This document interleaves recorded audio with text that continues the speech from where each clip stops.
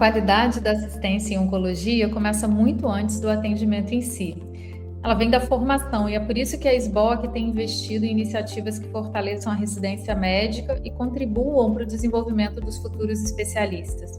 Essa ideia do teste de progresso em oncologia clínica, ou TEPOC, nasceu dessa reflexão. Como é que nós podemos acompanhar o desenvolvimento real do residente ao longo da formação? Porque tradicionalmente nós avaliamos apenas o ponto de chegada, que é na hora que nós aplicamos o teste, a prova de título de especialista. Então o teste de progresso ele muda essa lógica, ele passa a avaliar a trajetória, podendo contribuir ao longo da formação do residente. Eu sou a Clarissa Baldotto, sou a atual presidente da SBOC, e hoje o podcast SBOC vai discutir a fundo o TEPOC. Essa conversa ela vai ser dividida em duas partes. Nessa primeira, eu vou conversar com o Dr. Gustavo Salata, que é membro da Federação Brasileira das Associações de Ginecologia e Obstetrícia, FEBRASGO, e é o consultor da SBOC nesse processo de construção da TEPOC. Depois ele vai se apresentar, a gente vai falar um pouquinho mais do currículo dele. E vai ter uma segunda parte, onde eu vou estar junto com a doutora Daniela Assad, que é diretora da Escola Brasileira de Oncologia, EBO, com o doutor Rafael Calix, e a doutora Milena Mack, que são respectivamente os supervisores do Programa de Residência em Oncologia Clínica do Hospital Israelita Albert Einstein do ICESP, além de um residente do primeiro ano de Oncologia Clínica do ICESP, que é o doutor Daniel Lichtenstein, para poder tirar as dúvidas e bater um papo com ele sobre o assunto. Então eu queria já dar as boas-vindas ao Dr. Gustavo Salata, agradecer muito a ele pela participação e pelo apoio que ele tem dado a gente nesse processo. Gustavo, se você puder só comentar um pouquinho rapidamente sobre por que você está aqui com a gente, né? Qual foi a sua experiência e seu currículo?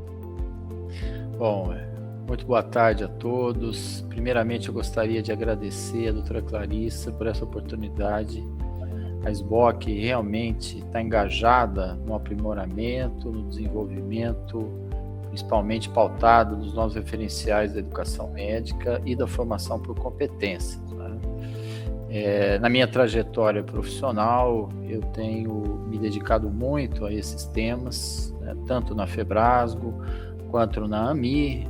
Atualmente eu sou presidente do Comitê de Residência da Associação Europeia de Educação Médica. Também faço parte como membro conselheiro da Comissão Nacional de Residência Médica e, através da Associação Médica Brasileira, da AMB, eu também me tornei consultor aqui da Sociedade Brasileira de Oncologia Clínica, que é uma grande satisfação, e poder contribuir para esse trabalho tão importante que é o desenvolvimento do teste de progresso na residência médica. Muito bom e muita satisfação estar aqui com vocês. Satisfação nossa. E, Gustavo, vamos começar pelo básico, né? Qual é a diferença entre o exame tradicional e o teste de progresso? Muito bem, Clarissa. O exame tradicional, ele é composto, o modo de se enxergar a avaliação no modelo tradicional, nós podemos considerar avaliações mais pontuais. Então, é um tipo de avaliação onde, num dado momento e com uma única avaliação, muitas vezes, se define progressão, não progressão, aprovação, reprovação ou certificação, que a gente chama de avaliação somativa. Mas com a introdução da formação por competências no mundo, essa avaliação ela se tornou precária. E um novo formato de avaliação, chamado avaliação programática, ela começou a ganhar corpo. A avaliação programática é uma avaliação onde não é um único momento e nem uma única avaliação que é responsável por grandes decisões, mas vários pontos de avaliações diferentes, vários momentos de avaliações diferentes que vão compor uma linha e uma trajetória individual de cada um dos formandos, no nosso caso, dos médicos residentes. Então, o teste de progresso ele vai bem nessa linha de raciocínio, porque ele permite uma avaliação contínua, longitudinal. É algo que a gente poderia chamar de um filme, que vale muito mais do que uma foto de momento. E esse filme, ele representa a trajetória individual de cada residente, onde é possível mapear o seu desenvolvimento na sua área de especialização, é possível identificar os pontos fortes, mas também identificar os pontos a serem melhorados. Isso é muito importante. inclusive para a autoavaliação, que é a base da avaliação moderna, que é a avaliação formativa, durante o processo de especialização. Isso eu acho que é importante, né? Um processo de construção ali de como você está avaliando ao longo da formação. Uma dúvida que surge muito é porque a prova é igual ao longo dos anos, né? Assim, o R1 faz a mesma prova que o R2 e a mesma prova que o R3. E o TEOC também é a mesma prova, naquele ano vai ser aplicada a mesma prova. E aí a dúvida é, o TEPOC tem o mesmo nível de exigência do TEOC? Como é que o residente deve interpretar essa pontuação do TEPOC, especialmente naqueles primeiros anos, no R1? Muito bem, essa é uma pergunta muito importante. Então, o teste de progresso, ele deve ser visto como avaliações seriadas dentro do mesmo referencial. E esse referencial que a gente cria é o perfil dos egressos, ou seja, é o que se espera de alguém que está concluindo um programa de residência, ou seja, o final, o último ano de residência, ele é balizado, né, como referencial para toda a formação durante todos os anos.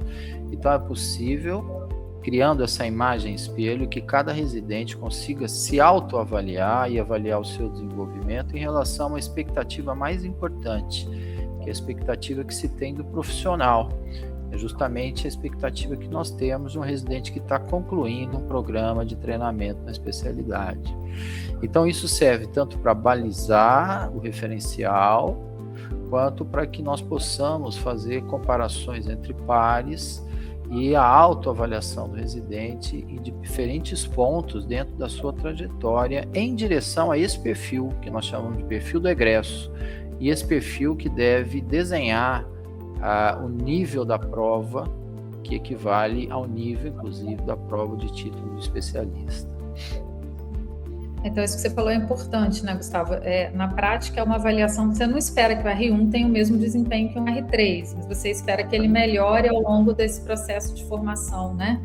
E como é que vai ser feita essa devolutiva dos resultados? Como é que o participante recebe esse resultado depois da prova?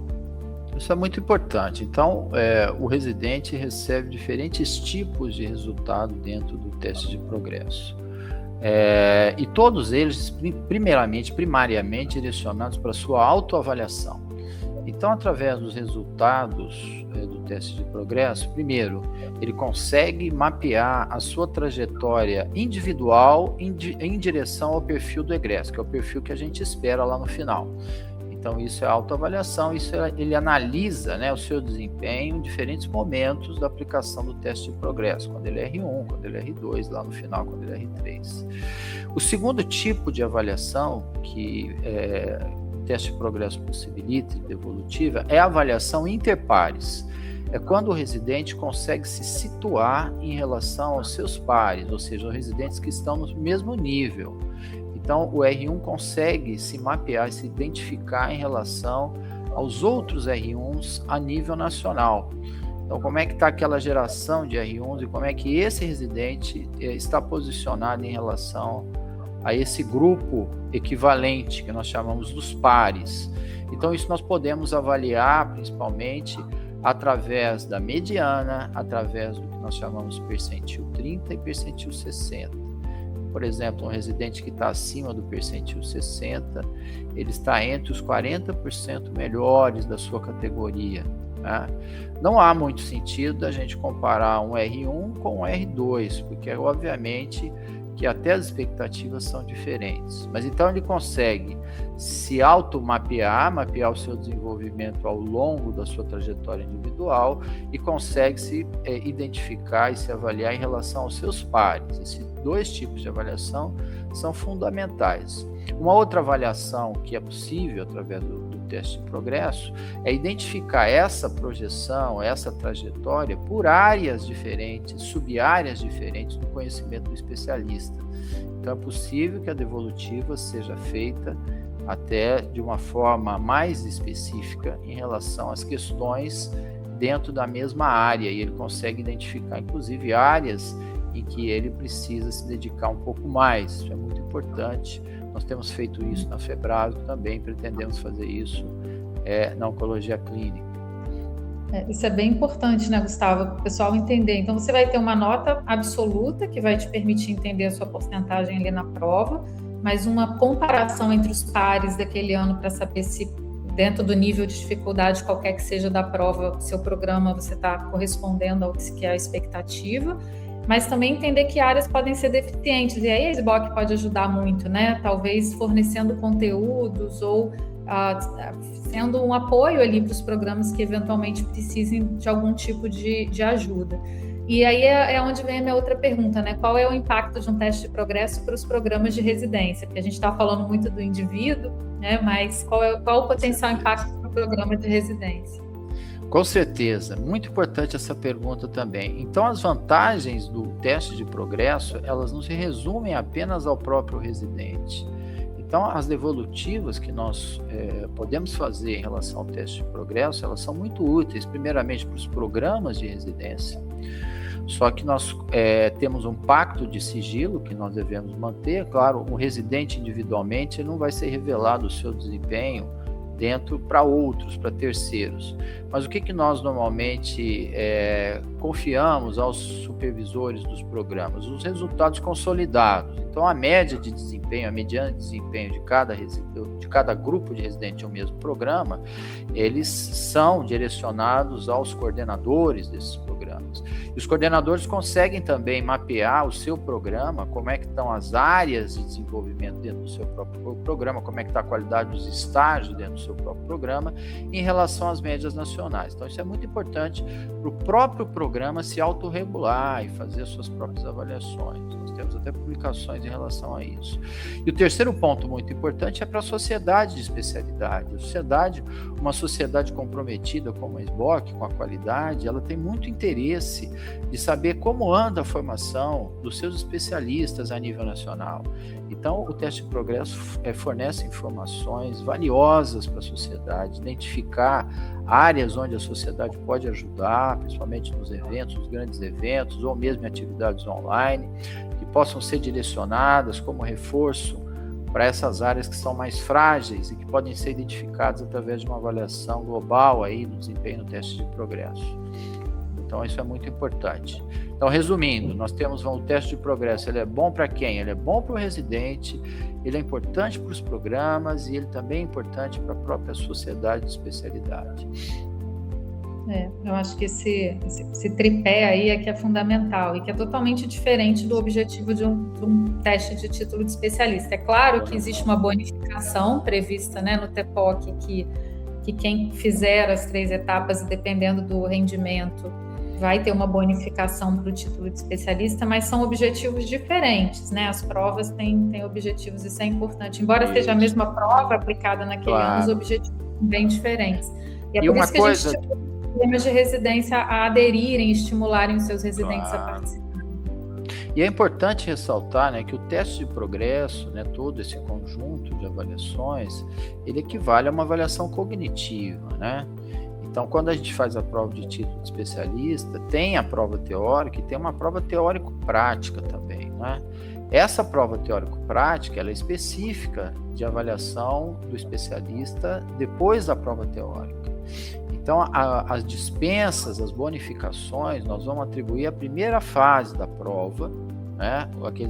Aqueles residentes que têm um bom desempenho nos 3 anos de participação no teste de progresso, a partir de critérios bem definidos, eles podem ser dispensados ou bonificados da primeira parte de avaliação. E nesse caso, ele só faria a segunda etapa da avaliação, que é a avaliação teórico-prática. É isso aí.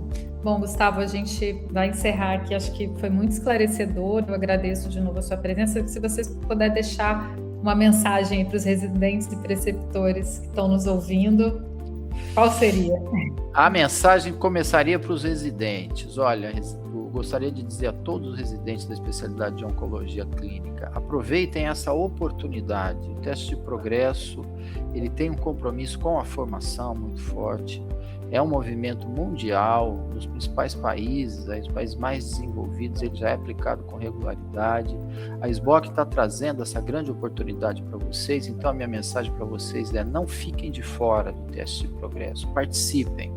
Participe, que é muito vantajoso para vocês. Para os preceptores, eu gostaria de reforçar a importância do teste de progresso para mapear o desenvolvimento do conjunto de residentes que estão sob a sua supervisão, para identificar os pontos fortes e as fragilidades, as áreas que necessitam melhorias em cada programa. Então, vale a pena apoiar os residentes, né? Criar facilidades para que os residentes possam se aplicar a essa prova, que é uma avaliação que veio para ficar, é uma avaliação formativa e ela está comprometida com os melhores referenciais mundiais de educação médica. Então, essa é a mensagem que eu gostaria de deixar para os residentes e para os preceptores. Eu acho que isso que você falou é importante, né? A SBOC não está inventando a roda, na verdade, essa é uma tendência mundial e muito de modernizar a educação, né? De torná-la mais efetiva, e essa é uma das principais missões da SBOC, promover a excelência da oncologia no Brasil. O TEPOC é uma iniciativa para traduzir esse compromisso numa ação bem concreta, estruturada, voltada para o futuro da formação médica. Nós vamos seguir trabalhando aí ao lado dos programas de residência, dos preceptores e dos residentes para a gente construir essa cultura de desenvolvimento contínuo da especialidade, que no fundo é o objetivo de todos nós. Eu agradeço de novo ao Dr. Gustavo Salato e queria deixar aí a mensagem para vocês não deixarem de assistir a segunda parte, onde nós vamos tirar as dúvidas específicas dos coordenadores e dos residentes, e vamos falar um pouquinho do modo online, né? Porque essa prova esse ano também é uma novidade, porque o título de especialista e o TEPOC, as provas serão online, e na segunda parte do podcast a gente discute bastante também esse novo modelo. Consultem também os canais da SBOC, e-mail está disponível para tirar dúvidas, porque nós sabemos que é uma novidade, que as dúvidas vão surgir, e queria agradecer a audiência de todos. Eu gostaria só de terminar minha fala agradecendo essa oportunidade, agradecendo especialmente a doutora Clarissa e a Sociedade de Oncologia Clínica, Sociedade Brasileira de Oncologia Clínica. É uma grande satisfação poder trabalhar junto com uma sociedade tão engajada nas inovações de educação médica. Então, é muito gratificante para mim, que gosto tanto de educação, poder trabalhar com uma sociedade tão engajada e tão entusiasmada com essas inovações. Muito obrigado.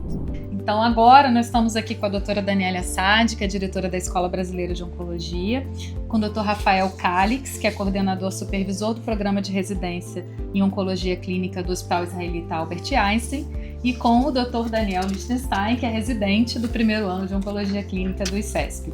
Bem-vindos. Obrigado. Obrigada, Clarissa.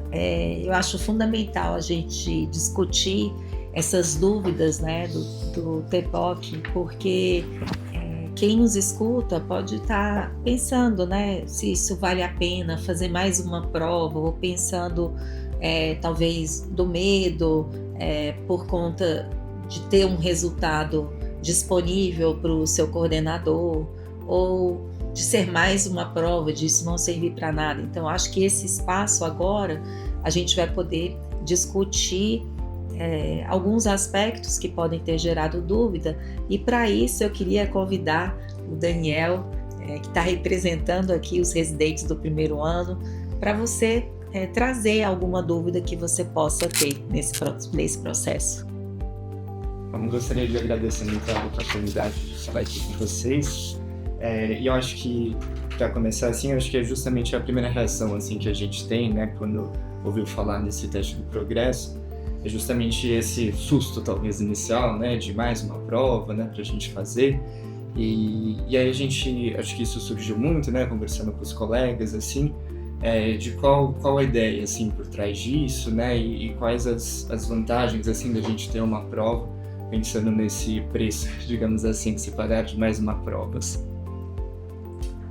Se eu puder fazer alguns comentários em relação à importância de uma prova como essa, imagina o seguinte cenário: você entra num programa de residência, vamos dizer assim, que não está no eixo Rio-São Paulo, e aí você começa a aprender e você tem dúvida se você está aprendendo tudo aquilo que você deveria estar aprendendo, se ao final do R1 você sabe tudo aquilo que você deveria saber nessa fase do teu aprendizado. E essa dúvida você pode perguntar para o teu supervisor: eu sei o suficiente que um R1 deveria saber? E ele, obviamente, como supervisor, vai te dizer: claro, você está aprendendo o suficiente para essa fase. E aí você passa para o segundo ano, e depois para o terceiro ano. E aí, de repente, tem a linha de chegada, e você ainda não tem ideia se você de fato sabe tudo que você deveria saber. Então, uma prova dessa de progresso dá para o candidato à prova de título futuramente uma ferramenta absolutamente fantástica de conhecimento sobre o real estado do conhecimento teórico dele naquele momento, naquela fase. E agora olha o lado do programa de residência. Um programa de residência que não tem tudo a seu dispor, por exemplo, existem programas onde o hospital não tem cirurgia de cabeça e pescoço, portanto, a oncologia de cabeça e pescoço é basicamente vista muito pouco. O supervisor, ele não sabe se os residentes dele estão sabendo o suficiente sobre todas as áreas que deveriam saber. E para ele também ter um feedback ao longo do progresso dos residentes é muito importante, para ele ajustar ao longo do caminho do aprendizado dos residentes tudo aquilo que ele precisa ensinar de carga teórica. Então, no fundo, é uma situação de ganha-ganha quando você tem uma prova de progresso como essa. Isso traz benefício para o candidato, o futuro candidato ao TO, que é a prova de título. Isso traz benefício para os programas, e não estou dizendo que para homogeneizar o conhecimento, mas para saber qual é o piso do conhecimento que ele tem que saber para avançar para o ano seguinte. Então, é um avanço assim, estrondoso, vamos dizer assim, na possibilidade do residente saber que ele está de fato aprendendo e já sabe tudo aquilo que deveria saber naquela fase do desenvolvimento. Se eu puder acrescentar, do ponto de vista da SBOC, eu acho que é uma oportunidade para nós sabermos de uma forma mais estruturada que tipo de conteúdo, por exemplo, a SBOC poderia fornecer e acrescentar em programas onde esse conteúdo eventualmente possa ser deficiente, ou promover trocas entre os associados, entre programas diferentes de residência, mas com dados, né? Com acesso. Hoje a gente oferece muita coisa, mas que eventualmente a gente não sabe se está suprindo uma necessidade real. Isso é muito interessante, né? Porque se a gente imaginar, né, o que a gente espera que um residente do primeiro ano tenha de conhecimento. Se aplica uma prova e, de acordo com esse nivelamento, a gente sabe aonde a gente precisa, onde o candidato precisa e aonde o coordenador do programa também pode atuar. Então, eu acho que tanto em nível individual quanto em nível de programa, a gente vai conseguir extrair essas informações, mas o mais importante é a evolução. Então, o residente do primeiro ano, esse ano vai ser a primeira turma, né? Ano que vem, a gente já vai ter esse residente fazendo o segundo ano e começando o primeiro ano, né? E em 2028 vão ser os 3 anos, que vai ser o primeiro ano. Então, a gente espera que ao final desse terceiro ano, né, esse residente do primeiro ano que está fazendo agora chegue no terceiro ano com essas deficiências supridas. E isso a prova vai conseguir nos ajudar. Então, eu acho que nesse sentido vai ser bastante importante. Eu acho que uma grande preocupação dos residentes, né, Rafael, quando a gente pensa, é a divulgação da nota, né? Então, eu acho que isso é bom a gente tranquilizar. Assim, para quem leu o edital já sabe isso, então a divulgação da nota ela não vai ocorrer para o programa de residência. O supervisor não vai receber notas individuais. Ele só vai receber como os R3 dele estão no contexto da distribuição de Gauss de todos os R3 de todos os programas, os R2 e os R1s. E isso desde que ele tenha mais de 3 residentes por ano, porque senão o supervisor saberia indiretamente quem é que foi bem e quem é que foi mal. Quem vai receber a nota real é só o próprio candidato, é só o próprio residente. E ele vai receber não só a nota dele, como também o percentil dele na distribuição de Gauss dos residentes do ano dele.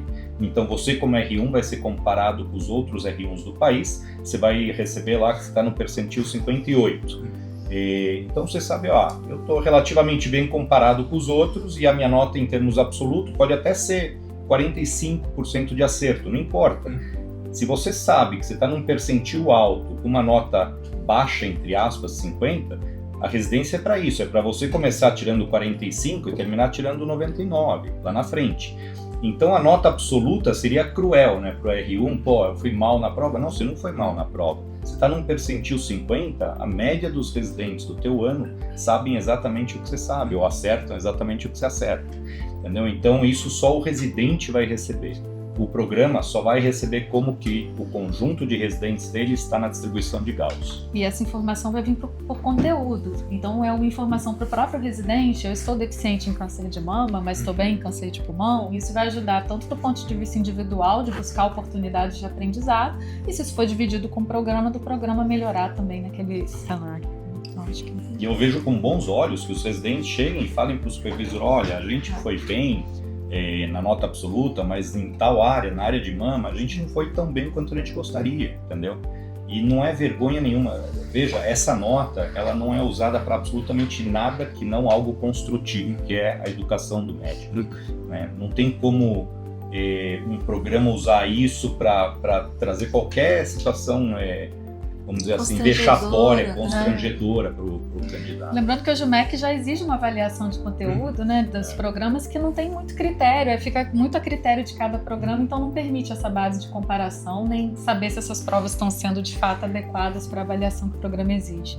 E eu acho que aí a gente entra num ponto que já foi falado, mas que é muito importante, né? Caso o candidato, né, não atinja aí um nível que considere razoável, né, se formal, eu acho que essa é a mudança de cultura que essa prova ela leva, porque a questão, o objetivo da prova não é simplesmente te dar uma nota, é te fornecer essa avaliação em relação ao todo e ver a sua evolução.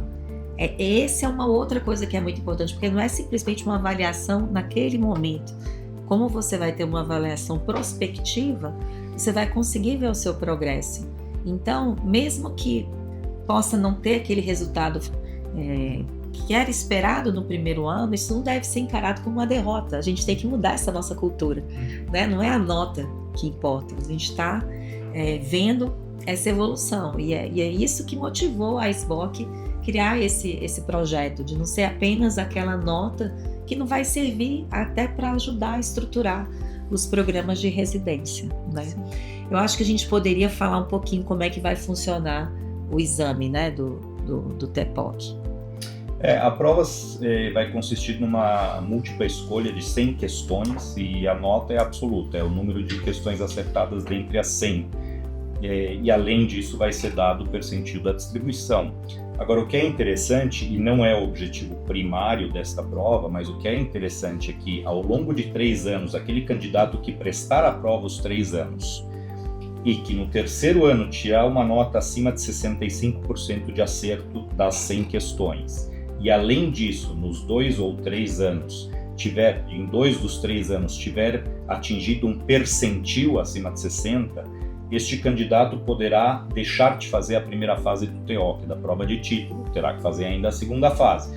Mas isso não é o objetivo primário aqui, tá? O objetivo primário realmente é dar uma ferramenta para que o candidato saiba o que ele já aprendeu, como ele está indo, etc.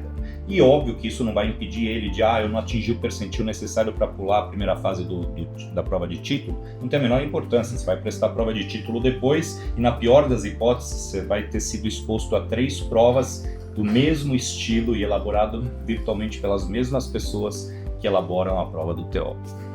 Funciona como um treinamento, né? E na prática é isso, é uma bonificação, mas não é para substituir a prova de título, não, são objetivos completamente diferentes. E é o que a gente conversa muito, né? É muito cruel você ser avaliado, você terminar uma residência e ser avaliado ao final sem saber se tudo que você passou, se tinha alguma coisa faltando. Então o objetivo é construir um programa de residência melhor e permitir ao residente ser crítico também com a formação que ele está tendo. Acho que esse caráter formativo é bastante interessante, porque acho que talvez até diferente de outras áreas clínicas, na oncologia é um mundo muito novo, assim, né? Quando a gente sai da clínica e entra na onco, então acho que pode servir também de um parâmetro objetivo, assim, para a gente ver esse progresso ao longo dos anos e conseguir identificar mesmo falhas e pontos ali de maior atenção, que é algo que a gente, enquanto a Rio, entrando nesse mundo, fica um pouco inseguro. Então, acho que pode ser uma ferramenta interessante desse lado formativo, nesse momento dos 3 anos. E é importante desmistificar a prova, que no Brasil a gente tem essa mania de olhar para a prova com medo, isso aqui é uma coisa de vida ou morte. Não, isso aqui é só uma prova, vai te ajudar. Isso não é a nota, exato. É só uma nota, isso aqui não é tua vida. É justamente para na hora da vida real você ter certeza que você provavelmente está bem formado, né? E teve tudo que precisa. Mais alguma dúvida, Daniel? Acho que foi bastante. Eu acho que uma dúvida que eu já ouvi de residentes, não sei se o Rafa quer comentar, é que a prova de progresso não são provas diferentes para o R1, R2, R3, né? As pessoas perguntam às vezes, mas o R1 vai fazer a mesma prova que o R3 vai fazer? Então, não sei sem se você o quer... conhecimento, não né? sei se Rafael quer comentar um pouquinho o que ele acha. Nada impede de, num futuro, a gente evoluir para, vamos dizer assim, cobrar mais do R1 aquilo que a gente realmente acha que o R1 tem que saber mais, cuidados paliativos, urgências oncológicas, bases de tratamento de mama, pulmão, coloretal e próstata, e com o tempo a gente evoluir para isso de fazer provas um pouco diferentes. Mas a prova de progresso, o conceito de progressos, é que eu pegue um bloco de questões e veja ano a ano como é que ele está melhorando, né? E existem outras melhorias possíveis no futuro também, entendeu? Então, assim, pode ser que no futuro a gente consiga abolir essa questão da comparação no percentil de Gauss como para dar a bonificação final, a gente vai ter que ver isso, mas o importante é passar a mensagem de que isso é um avanço para, primeiro, todos os programas de residência, isso é um avanço. Eu posso falar isso de boca cheia, assim, o trabalho que nos dá elaborar 100 questões para fazer uma avaliação do conhecimento teórico dos nossos residentes no Einstein todos os anos, provas diferentes ano a ano, é um trabalho insano. Então, se a SBOC vai fazer esse trabalho insano com o auxílio de quem elabora as questões do TO, que é fantástico para todos os programas de residência, né? Então isso é muito importante. A outra questão que a gente estava discutindo antes é quem vai pagar a conta dessa prova. Então, por enquanto, existe um custo para cada residente, que para um residente não é irrelevante, mas neste momento é o que a gente tem, e a gente vai tentar incentivar, a SBOC vai tentar incentivar que os próprios programas assumam esse custo, até porque isso está ajudando o programa a ser melhor.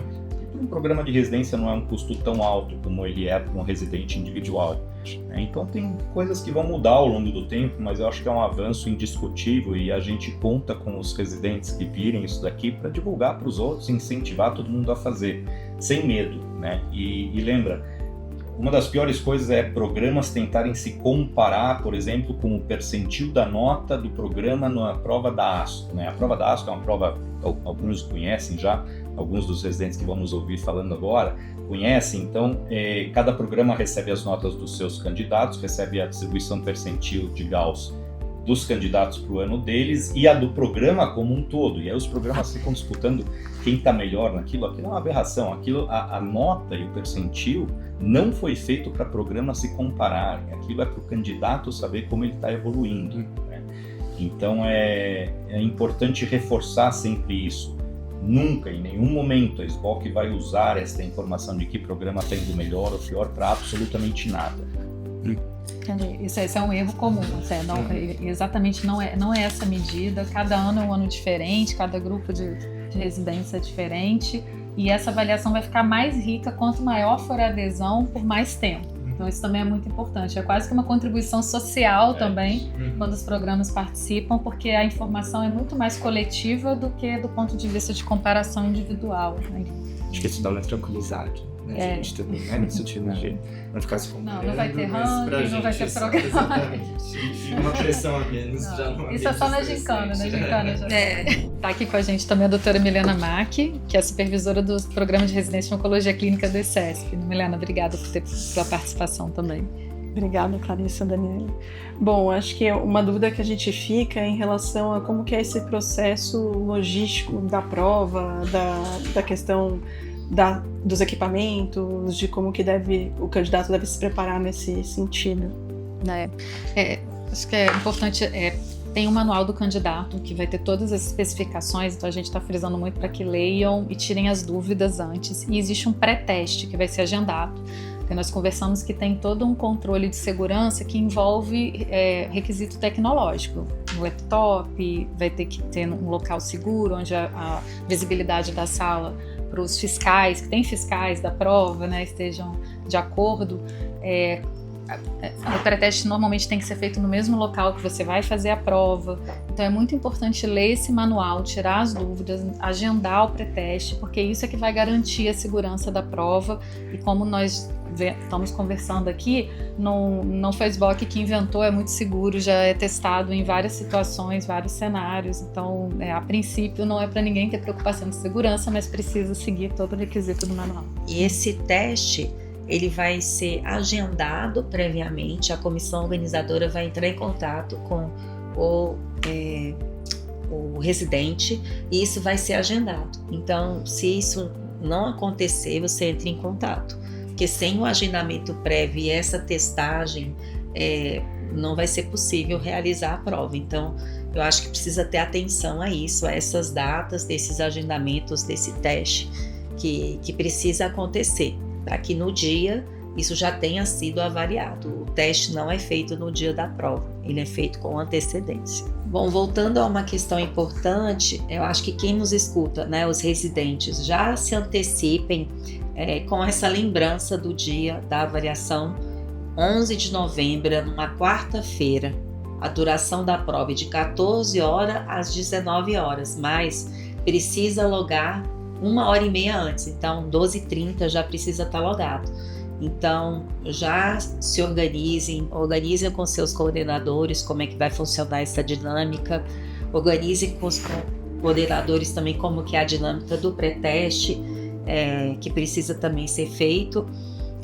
Uma coisa importante, né, Clarissa, que a gente já deixa para quem nos escuta que ano que vem a gente vai buscar um dia que atrapalhe, que perturbe o menos a rotina e os horários. A gente sabe que nas grandes metrópoles tem a questão do trânsito também, então a gente está vendo a possibilidade de realizar isso fora do turno do trabalho, final de semana, enfim, à noite, outros horários. A SBOC viu isso, né, na reunião, e a gente vai tentar solucionar isso. Mas pedir aos coordenadores de residência que ajudem, apoiem, né, pela importância. Esse ano só os R1s, então é um número menor de pessoas, e pro ano que vem a gente se programar para tentar adequar da melhor forma possível. Porque no fundo é uma avaliação que vai ser útil para o residente, e eu sei, a gente também conta com o apoio de vocês e sabe que vocês apoiam essa ferramenta nova, né, de que vai ser até para o crescimento do serviço. Então a gente vai tentar, a SBOC vai tentar buscar aí uma solução que torne isso mais simples. Eu aproveito para quem nos escuta, né, se tiverem alguma dúvida, mandem. A SBOC tem vários canais que podem ser enviados para tirar as dúvidas.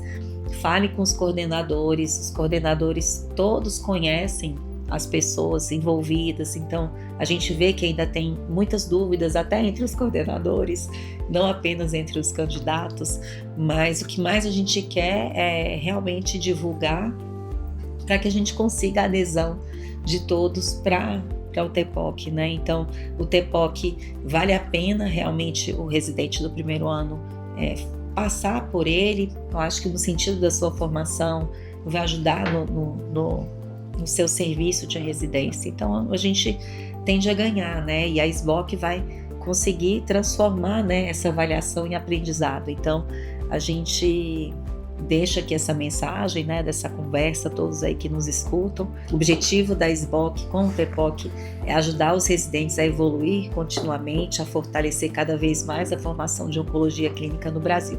Então leiam o edital no www.sboc.org.br. Muito obrigada. Obrigado. Obrigada, gente.